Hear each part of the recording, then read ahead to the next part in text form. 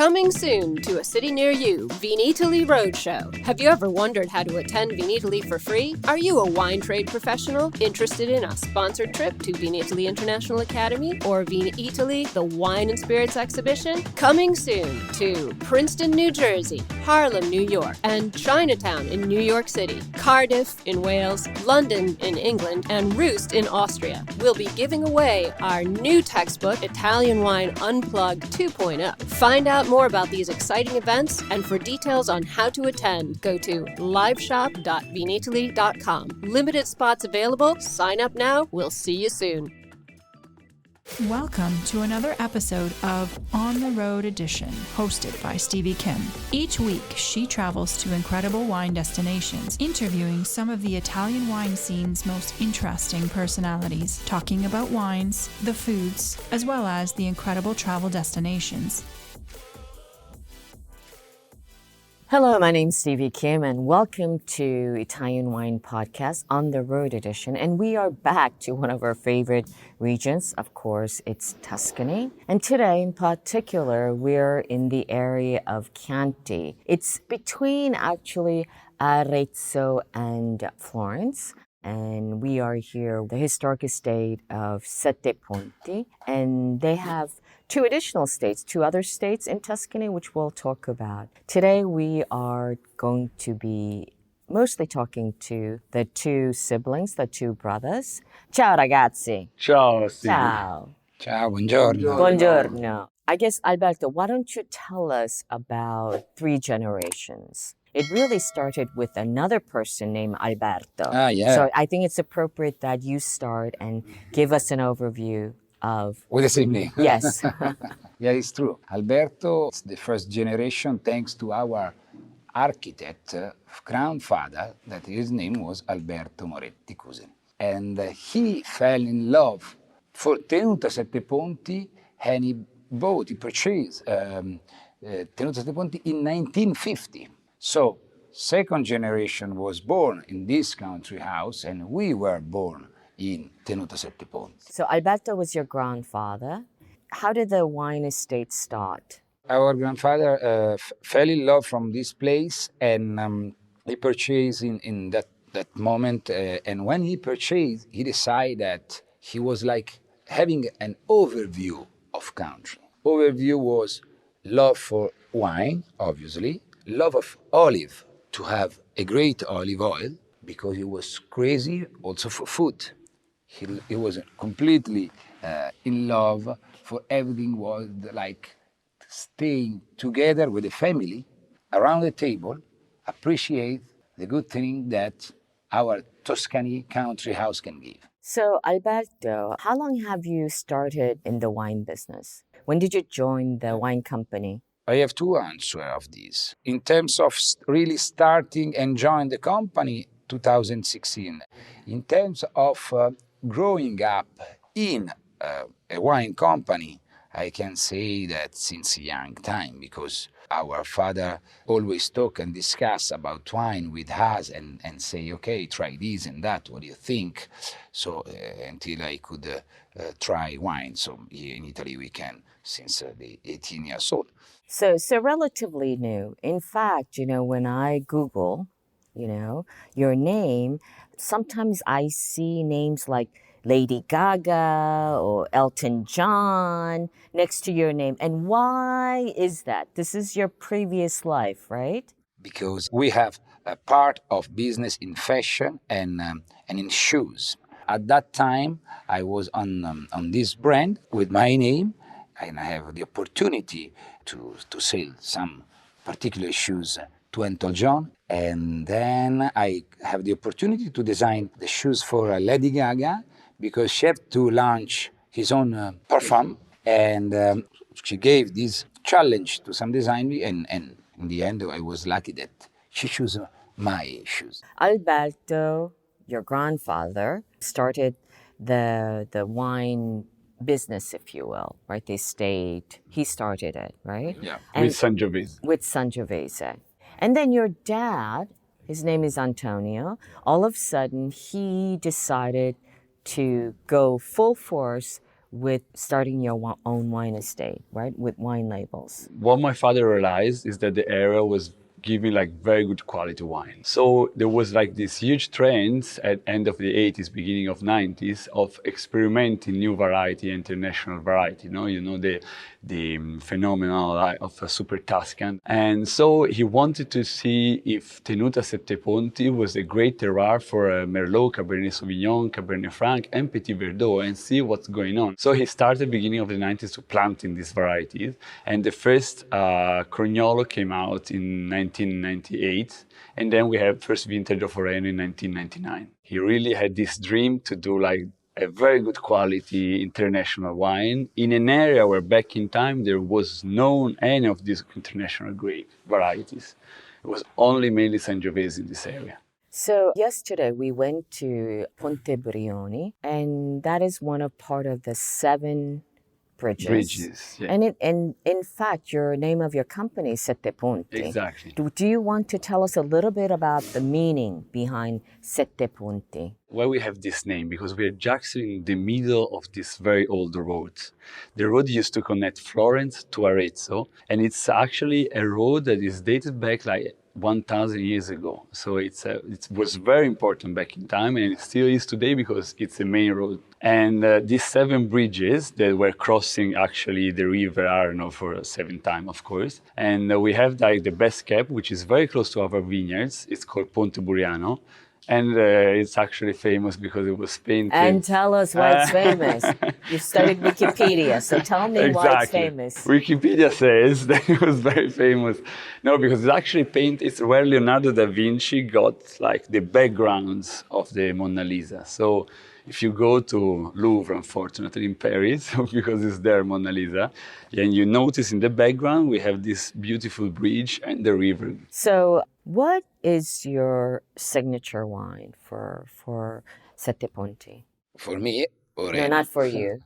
For you, Oreno. For me, Oreno. Yeah. And for the other, Oreno too. Yeah. But your dad... Even for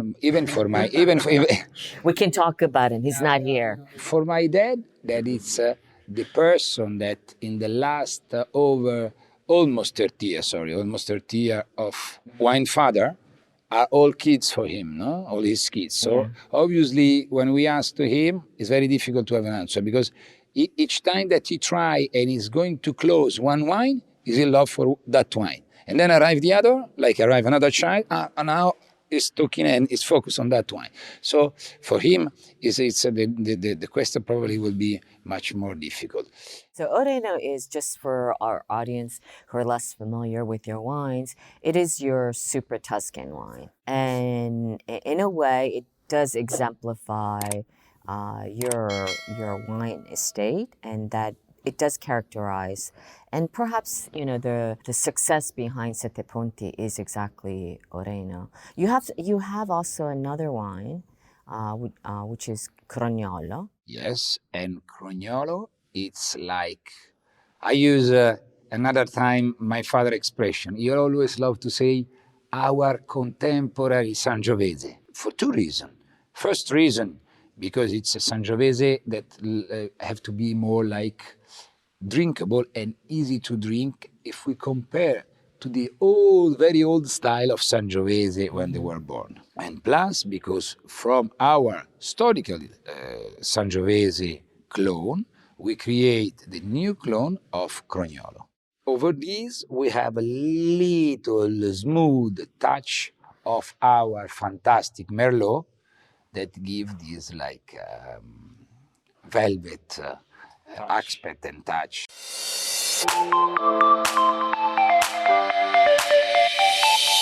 Are you enjoying this podcast? There is so much more high-quality wine content available from Mama Jumbo Shrimp. Check out our new wine study maps, our books on Italian wine, including Italian Wine Unplugged, the Jumbo Shrimp Guide to Italian Wine, Sangiovese Lambrusco and Other Stories, and much, much more on our website, mamajumboshrimp.com. Now back to the show.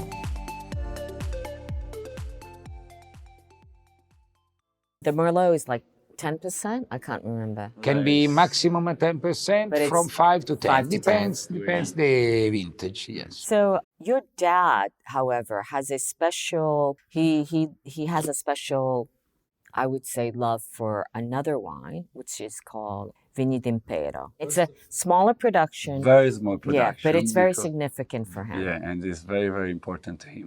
First of all, I think because it's the reason why my grandfather fell in love with Tenuta Sette Ponti.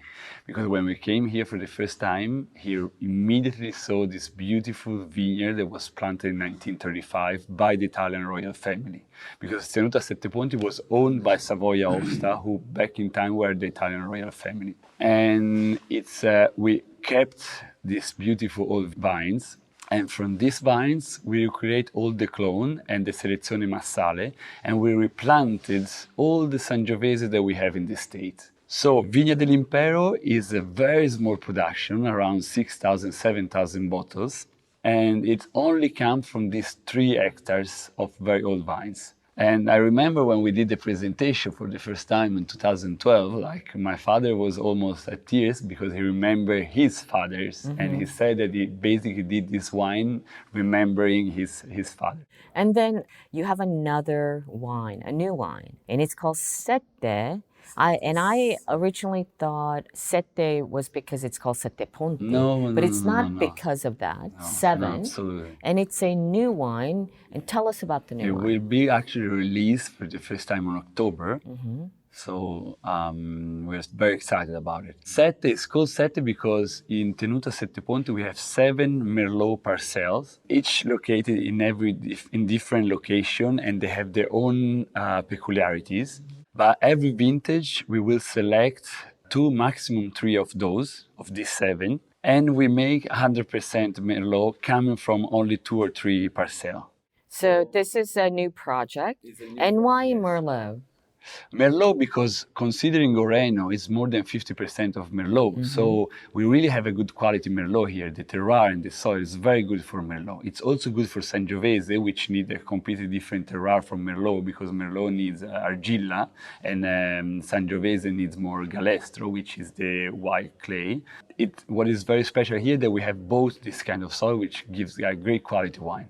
And Merlot, that always went to Oreno, we wanted to show how good is the Merlot here, and that's the best way is doing like 100% Merlot. If you were to describe your personality with one of the labels from Sette Ponti, which one would it be? I think I would go for Oreno, but not because like it's a very important and high-end wine, but because over the time it has been like consistency, like the good qualities, always like. You think you're always consistently there. good? I hope so. But like, no, I like to be perseverant on something. You know what I mean? Like persevering. Yeah, you know, like I also love running. I did marathon, ultra marathon, and this helped me a lot to have like a kind of discipline. Discipline, Yeah. yes. What about which I you, love. Alberto? Unfortunately, I have to say I have to give you the same answer. For me, it's Oreno 100%, but even for many reasons. But obviously, it's because it's for me every year is wow. Yeah. So I love to have an emotion, strong emotion. Now, you know, I would like to move on to other estates because you do have 2 additional estates. They're fairly new compared to Sette Ponti in Tuscany. Would you like to tell us about that, Alberto? Yesterday we went to Maremma, for example. Tell us where Maremma is for our Obviously, audience. it's Maremma. It's a big part of Tuscany, very close to the sea. And where we were yesterday, we were at almost this south part of Maremma. And where we are based, it's Maiano in Toscana, so in this beautiful high hill.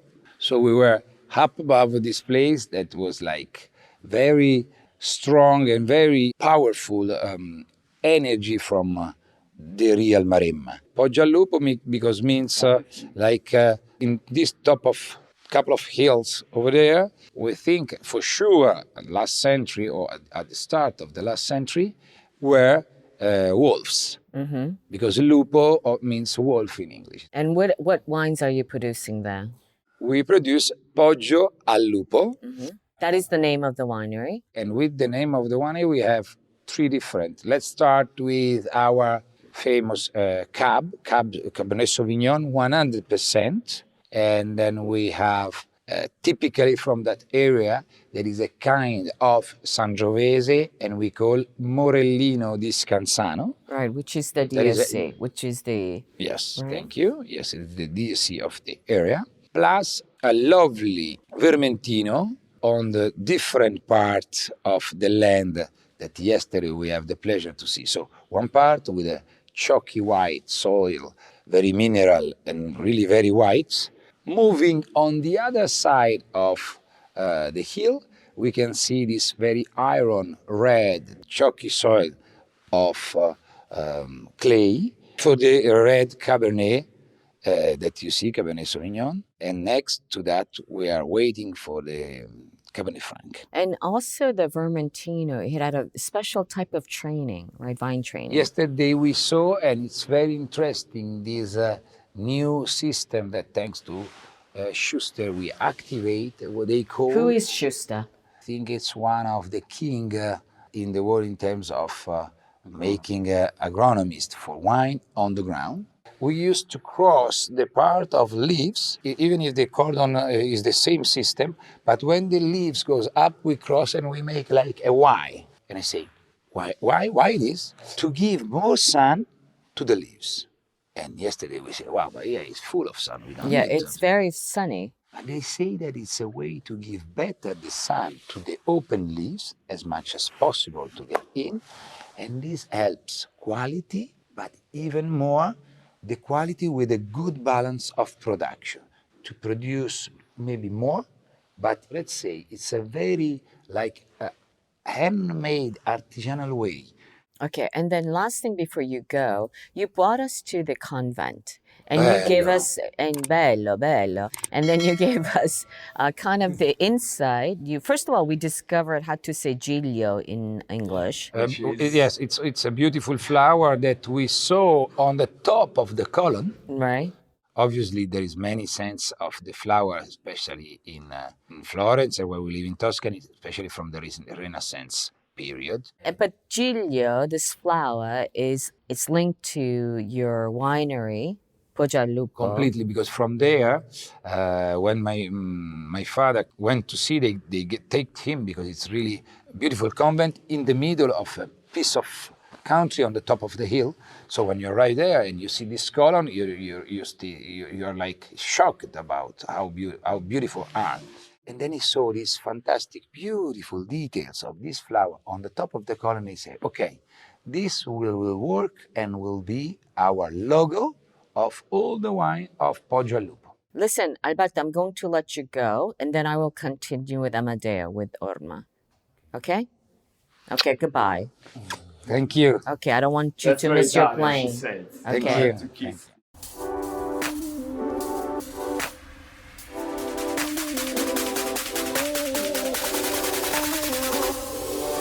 Thank you for joining us on another installment of On the Road Edition, hosted by Stevie Kim. Join her again next week for more interesting content in the Italian wine scene. You can also find us at ItalianWinePodcast.com or wherever you get your pods. You can also check out our YouTube channel, Mama Jumbo Shrimp, to watch these interviews and the footage captured of each location. Chin chin!